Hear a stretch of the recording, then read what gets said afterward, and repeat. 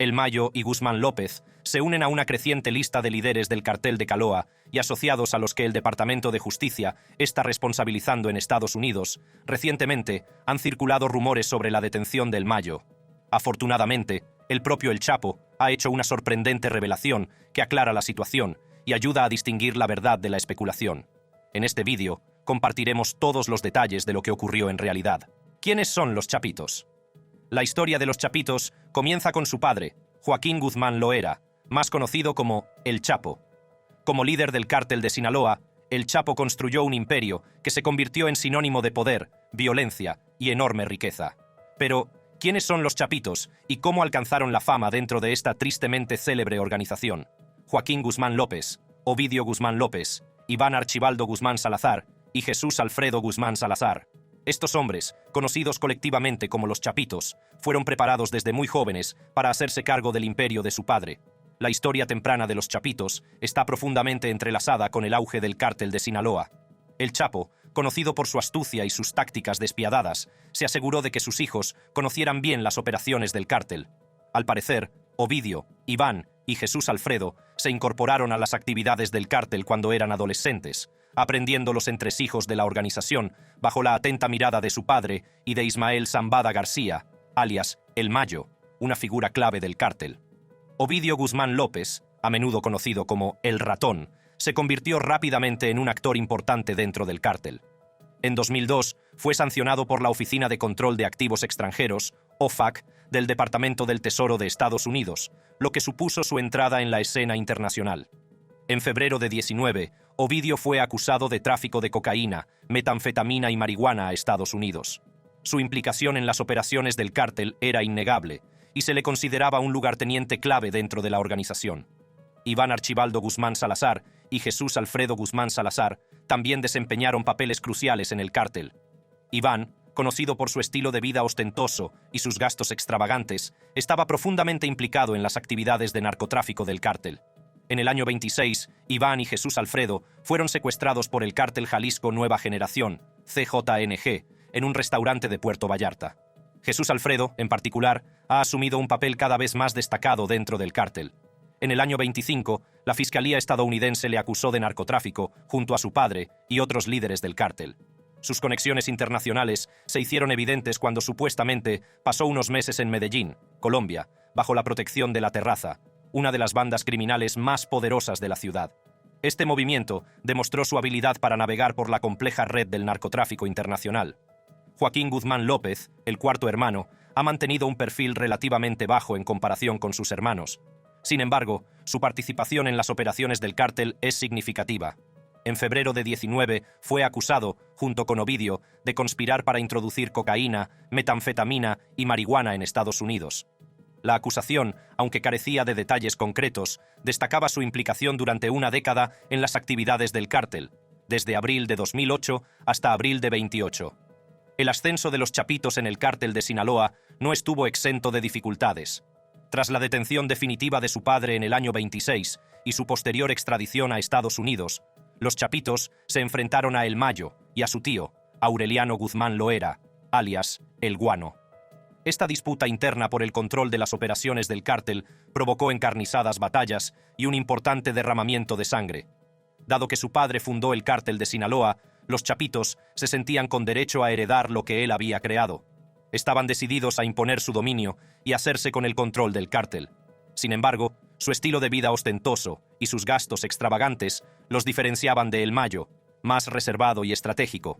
A pesar de estas diferencias, los Chapitos entendían el funcionamiento interno del cártel y eran implacables en su búsqueda del poder. Uno de los incidentes más notables de su ascenso inicial fue la operación mal planificada de las fuerzas de seguridad mexicanas para capturar a Ovidio en octubre de 1920. La operación, que tuvo lugar en Culiacán, capital del estado de Sinaloa, se descontroló rápidamente. Cuando se corrió la voz de la detención de Ovidio, los miembros del cártel de Sinaloa respondieron con una fuerza abrumadora, invadiendo la ciudad y lanzando una ofensiva sin cuartel para exigir su liberación. La situación se agravó hasta tal punto que el presidente Andrés Manuel López Obrador ordenó finalmente detener la operación y liberar a Ovidio.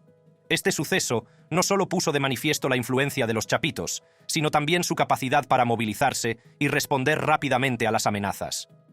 La lucha por el control dentro del cártel de Sinaloa se intensificó tras la detención definitiva y extradición de Joaquín El Chapo Guzmán en el año 26. Con su padre entre rejas, los chapitos se vieron inmersos en una feroz batalla por el dominio contra Ismael Zambada García, alias El Mayo, un veterano líder y el último miembro que quedaba de la vieja guardia del cártel. Este conflicto interno ha estado marcado por la violencia, las maniobras estratégicas y una búsqueda implacable del poder. El Mayo Zambada era en gran medida la versión mexicana de Carlo Gambino, del crimen organizado italiano, en el sentido de que nunca había pasado ni una hora en una celda. El Mayo, conocido por su perspicacia estratégica y sus arraigadas conexiones dentro del cártel, suponía un importante desafío para los chapitos.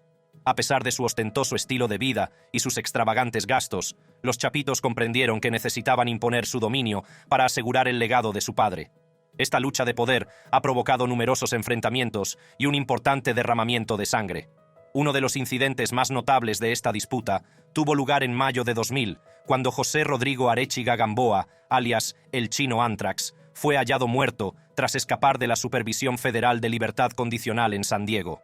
El Chino Antrax, en su día jefe de la Brigada de Sicarios Antrax del Cártel de Sinaloa, era un estrecho colaborador de El Mayo.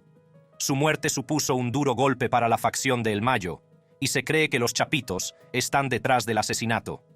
La tensión entre los chapitos y El Mayo llegó a un punto de ebullición en junio del año 20, cuando, al parecer, se produjo un tiroteo de varias horas entre ambos bandos en las afueras de Culiacán, que se saldó con 16 muertos. Este violento enfrentamiento puso de manifiesto lo mucho que estaba en juego en el conflicto interno y hasta dónde estaban dispuestos a llegar ambos bandos para afirmar su dominio.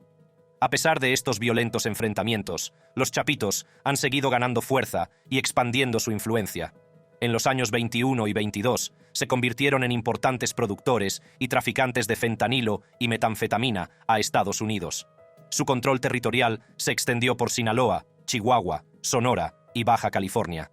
Esta expansión no solo reforzó sus ganancias, sino que también consolidó su posición dentro del cártel. Los esfuerzos de los chapitos por afirmar su dominio no han pasado desapercibidos para las autoridades estadounidenses. A finales del año 21, el Departamento de Estado de EUMAUA anunció que, además de enfrentarse a cargos federales por narcotráfico, el gobierno había aumentado su recompensa a $20 millones por información que condujera a la captura de los 4 hijos. El Departamento del Tesoro de EU también sancionó a los chapitos bajo la llamada Ley Kingpin. A pesar de estar en el punto de mira de las autoridades estadounidenses, los chapitos no han hecho más que intensificar sus esfuerzos por ejercer el control del cártel. En febrero de 2002, hombres armados leales a los chapitos sitiaron el municipio de Caborca, cerca de la frontera entre México y Estados Unidos. Durante horas, el convoy de decenas de vehículos ocupó la ciudad, dejando 2 muertos y al menos otros 5 secuestrados. Este descarado ataque demostró la voluntad de los chapitos de utilizar medidas extremas para asegurarse el control de corredores clave del narcotráfico. Los chapitos también han intentado reforzar su posición formando alianzas estratégicas. Con la ayuda de los Salazar, un grupo local alineado con el cártel de Sinaloa desde hace años, los chapitos han tratado de asegurar el control de un corredor clave para el narcotráfico que se extiende desde su base de operaciones en Sinaloa, a través de Sonora y Baja California, y sobre la frontera entre México y Estados Unidos. Esta alianza estratégica ha reforzado sus esfuerzos por dominar las operaciones del cártel. El aumento de la potencia de fuego también ha desempeñado un papel crucial en la puja de los chapitos por el control. A principios de marzo de 2002, el Ejército Mexicano y la Guardia Nacional allanaron 4 casas en el municipio de Navojoa, en el sur del estado de Sonora, incautando un arsenal de casi 3 millones de cartuchos de diversos calibres, 6 rifles del calibre 50, más de 150 pistolas y rifles automáticos, docenas de granadas y una gran cantidad de armas de fuego. Se trata de uno de los mayores arsenales criminales incautados en México, lo que pone de manifiesto la importante capacidad de fuego de los chapitos. La ausencia de su padre ha influido sin duda en la lucha de los chapitos por el control. La detención final y extradición de El Chapo dejó un vacío de poder dentro del cártel, y los chapitos se han enfrentado a numerosos retos en sus esfuerzos por llenar este vacío. Sin embargo, su determinación y sus maniobras estratégicas han garantizado su continua prominencia dentro del cártel. Pero en algún momento tuvieron que dar un paso atrás. Habla el hijo de El Chapo. El fentanilo es la amenaza más mortífera a la que se ha enfrentado jamás nuestro país. El Departamento de Justicia no descansará hasta que todos y cada uno de los líderes de los cárteles y asociados responsables del envenenamiento de nuestras comunidades rindan cuentas. En el año 23, los chapitos impusieron una prohibición total a la producción y el tráfico de fentanilo, probablemente como respuesta a la presión judicial tras la detención de Ovidio Guzmán López. Esta medida se caracterizó por una brutal estrategia de aplicación de la ley, con varias personas encontradas muertas cerca de Culiacán, torturadas y con pastillas de fentanilo en sus cuerpos. Un jefe de seguridad criminal, afiliado a los chapitos, declaró que más de 50 personas habían sido asesinadas en 23 por desacatar la prohibición del fentanilo. Aún no está claro cuánto durará esta prohibición, ni cómo reaccionarán sus rivales, incluido el Cártel Jalisco Nueva Generación, CJNG. Geográficamente, el principal bastión de los chapitos se encuentra en su lugar de origen, el estado de Sinaloa, sobre todo en la capital, Culiacán. Tienen una influencia significativa en los centros urbanos, mientras que el Mayo mantiene un fuerte control sobre las redes rurales que rodean la capital. El cártel de Sinaloa opera en las principales ciudades de América, desde Nueva York hasta Buenos Aires, y en al menos 17 estados mexicanos, y algunas estimaciones apuntan a su presencia en hasta 50 países. La disputa entre los chapitos y el Mayo se ha extendido más allá de Sinaloa, a Baja California y Sonora. En septiembre de 2001 surgieron informes de que representantes de los chapitos viajaban regularmente a Ciudad de México para extender su influencia allí.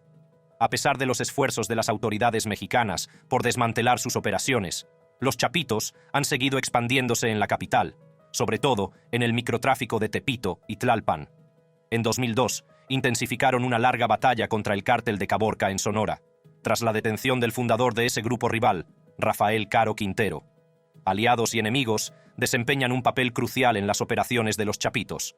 Su principal enemigo interno es el Mayo, pero también se han enfrentado a fricciones familiares con su tío, Aureliano Guzmán Loera, alias El Guano, por el control del territorio del narcotráfico y los supuestos pagos de extorsión que se cree que cobraba en partes de Sinaloa. Los chapitos han luchado contra la organización Beltrán Leiva, un antiguo aliado convertido en enemigo, y han reclutado aliados en varios estados para que les ayuden en sus guerras territoriales. Esta lista incluye a antiguos rivales como Pablo Edwin Huerta Nuno, alias El Flaquito, antiguo miembro del cártel de los Arellano Félix en Baja California, así como a antiguos socios como Néstor Ernesto Pérez Salas, alias El Nini, en Culiacán. El CJNG sigue siendo uno de los principales enemigos de los chapitos, ya que ambos grupos se disputan el control de las vastas economías criminales de México. El líder del CJNG, Nemesio Oseguera Cervantes, alias El Mencho, incluso habría reunido un escuadrón de asesinos para perseguir y matar a los hijos del Chapo. Algunos expertos sugieren que el CJNG se ha beneficiado de las continuas disputas entre los chapitos y el Mayo, reforzando su poder y control sobre partes de México. De cara al futuro, los chapitos llevan ventaja a el Mayo en cuanto a longevidad. Al parecer, el viejo capo no goza de buena salud y lucha contra la diabetes. Sin embargo, las raíces de El Mayo, en el cártel de Sinaloa, son profundas. El hecho de que los chapitos no hayan logrado hacerse con el control total de las operaciones del grupo, hasta ahora sugiere que El Mayo aún tiene mucho que luchar. El control de los chapitos parece estrecharse poco a poco. La expansión de su territorio a Sonora, Baja California y Chihuahua les ha dado una gran ventaja en la frontera con Estados Unidos. Su especialización en el tráfico de drogas sintéticas, junto con la marihuana y la cocaína, les proporciona un suministro constante de efectivo, y su reputación, a través del movimiento chapiza, sigue creciendo.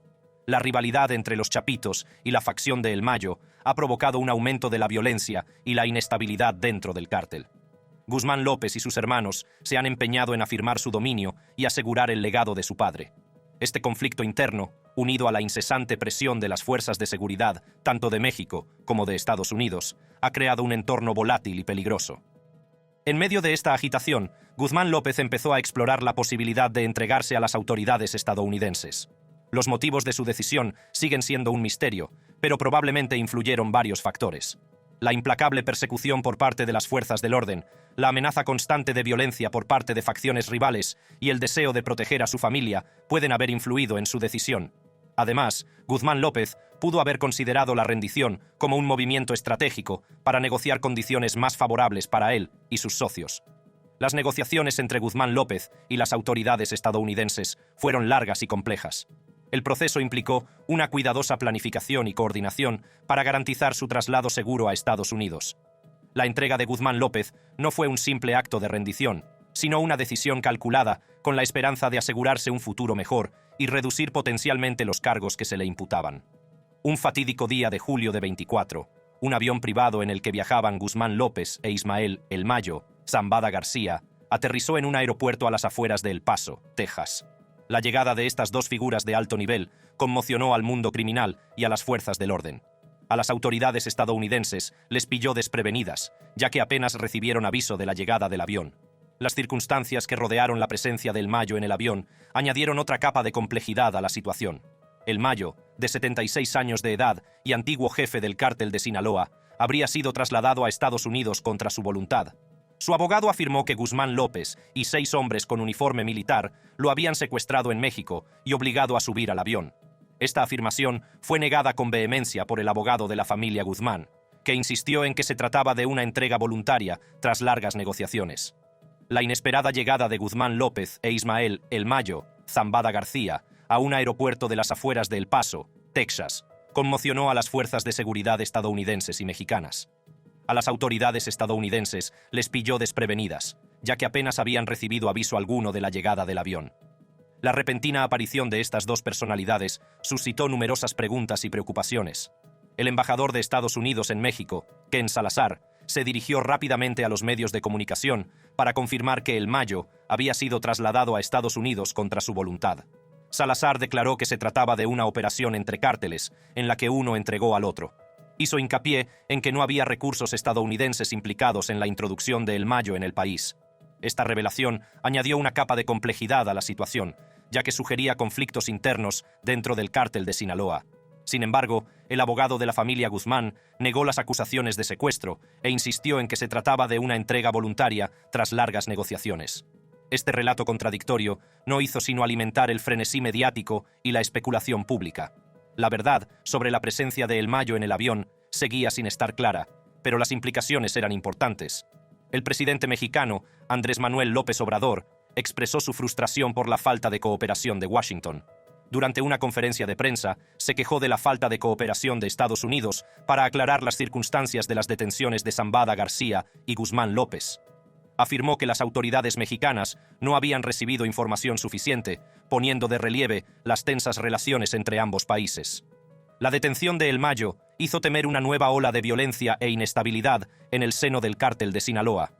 El Mayo, de 76 años, había sido durante mucho tiempo jefe del cártel y se creía que estaba más implicado en sus operaciones cotidianas que su antiguo jefe, El Chapo. Su facción se había enzarzado en una feroz lucha entre facciones con los hijos de El Chapo, incluido Guzmán López, hermanastro de los líderes de la facción. La dinámica de poder dentro del cártel de Sinaloa ya era volátil, y la detención de El Mayo amenazaba con exacerbar la situación. Las facciones rivales del cártel podrían ver en ello una oportunidad para reafirmar su dominio, con el consiguiente aumento de la violencia y el derramamiento de sangre. El presidente López Obrador dio el inusual paso de hacer un llamamiento público a los cárteles de la droga para que no lucharan entre sí, subrayando la gravedad de la situación. Desde su celda, Zambada escribió una carta que ha conmocionado tanto al AMPA como a las fuerzas del orden.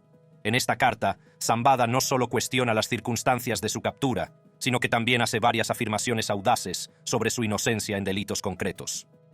Zambada niega vehementemente cualquier implicación en el asesinato de Héctor Cuen, exdiputado federal y alcalde de Culiacán, que estaba presente en la reunión el día de su detención. También refuta las acusaciones de que tuvo algo que ver con la desaparición de José Rosario Heras López, comandante de la Policía Judicial del Estado de Sinaloa, y Rodolfo Chaidés, miembro de su equipo de seguridad. Zambada insiste en que cualquier información en sentido contrario es falsa y presenta la imagen de un hombre acusado injustamente. Ante el tribunal, Zambada se declaró inocente de los cargos que se le imputaban. Renunció a su comparecencia y a las vistas sobre su detención, una medida que ha dejado a muchos especulando sobre su estrategia legal. Su declaración de inocencia contrasta fuertemente con la imagen de un famoso capo de la droga, lo que añade otra capa de complejidad a su caso. Pero quizá el elemento más sorprendente de la carta de Zambada sea su llamamiento a la paz y la transparencia. insta a los gobiernos de Estados Unidos y México a que se sinceren sobre las circunstancias de su secuestro y las posteriores desapariciones. La petición de transparencia de Zambada es un desafío directo a la versión oficial, que sugiere que puede haber más de lo que parece. Zambada también hace un llamamiento a la población de Sinaloa para que mantenga la paz y evite la violencia.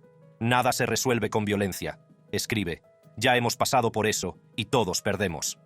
Este llamamiento a la moderación resulta inesperado en un hombre que ha estado al frente de uno de los cárteles de la droga más violentos y poderosos del mundo.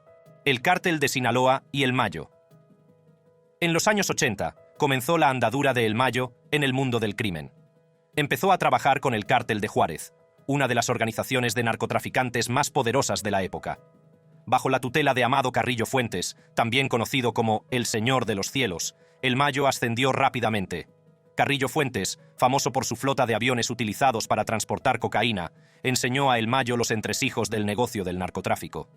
El cártel de Juárez era una fuerza formidable en los años 80 y 90, controlaba vastas rutas de la droga y amasaba una inmensa riqueza. La participación de El Mayo en el cártel le proporcionó una experiencia y unos contactos inestimables. Aprendió a desenvolverse en el peligroso mundo del narcotráfico, entablando relaciones con los principales actores y comprendiendo la importancia de la discreción y la lealtad. El ascenso de El Mayo, dentro del cártel de Juárez, se caracterizó por su capacidad para mantener un perfil bajo, al tiempo que gestionaba eficazmente las operaciones. Era conocido por centrarse más en los negocios que en la violencia, un rasgo que le diferenciaba de muchos de sus contemporáneos. Este enfoque le permitió construir una red de socios de confianza y establecer una reputación como un operador fiable y eficiente. La muerte de Amado Carrillo Fuentes, en 1997, marcó un punto de inflexión para El Mayo. Con la desaparición del jefe del cártel de Juárez, surgió un vacío de poder, y El Mayo aprovechó la oportunidad para crear su propia organización. No tardó en ampliar su influencia, centrándose en los estados noroccidentales de Sonora y Baja California. Estas regiones eran estratégicamente importantes, ya que proporcionaban rutas clave para el tráfico de drogas hacia Estados Unidos. La expansión de El Mayo en Sonora y Baja California se caracterizó por una combinación de alianzas estratégicas y eficacia implacable. Forjó alianzas con narcotraficantes locales y utilizó sus conexiones para asegurarse el control de las principales rutas de contrabando. Su organización se convirtió rápidamente en una fuerza dominante en la región, controlando gran parte de la producción y el envío de heroína, metanfetamina y fentanilo desde México a Estados Unidos. El Mayo ejercía un amplio control sobre la producción de drogas. Su organización gestionaba numerosos laboratorios clandestinos e instalaciones de producción, que producían enormes cantidades de estupefacientes. Las drogas se transportaban a través de la frontera, utilizando diversos métodos, desde compartimentos ocultos en vehículos hasta sofisticados túneles. La capacidad de El Mayo para innovar y adaptarse a las circunstancias cambiantes garantizaba el flujo constante de drogas hacia el lucrativo mercado estadounidense. A pesar de los esfuerzos de las fuerzas de seguridad a ambos lados de la frontera, las operaciones de El Mayo siguieron prosperando.